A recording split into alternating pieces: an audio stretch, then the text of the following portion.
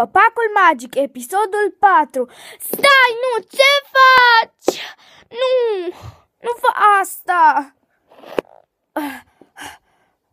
Rarity. Gen, cu mine vorbeai? Da, cu ea vorbeai. Ce mai vrei acum? Vreau să-ți fac la fel cum mi-ai făcut și tu. Urâtă. Poftim, nu mă faci pe mine o urâtă, da?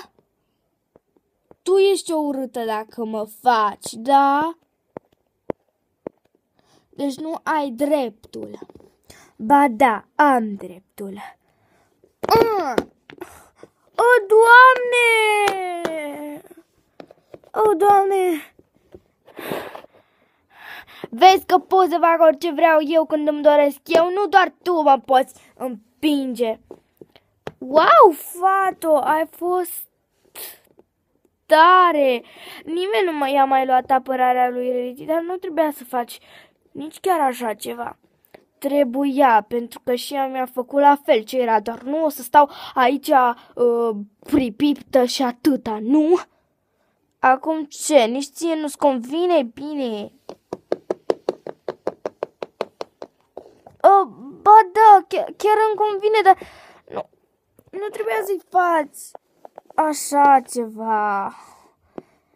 Nimeni nu mă înțelege.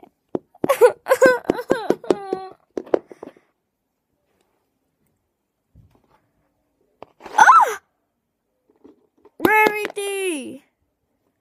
Rarity, ești bine? Normal că nu sunt bine! Fata aia o să plătească pentru ce mi-a făcut! O să-mi plătească! Și am eu ac de cojocul ei.